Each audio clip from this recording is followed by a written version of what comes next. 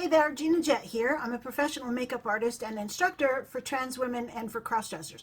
And I have a really great tip for you if you're struggling with your lip liner. I suggest two things. First of all, practice by itself. Don't wait until you're going out. Practice before you have to go anywhere. Practice with a dark color that's way too dark for you so that you can see it, so you can get used to the motions and you can get used to the way it behaves. And then later on, when you're really good at it, then you can just start using one that matches you better. So start with a little dot here on your Cupid's bow, and one there, one down here, and then connect the dots. 1, 2, it doesn't have to be perfect.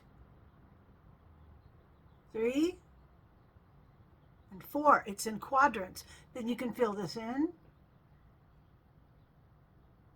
Then you can go over it and make it perfect and go to a normal color and all that. But just for now, just for practicing, do it with a really dark pencil and do it in 4 movements. You got it. You can do this.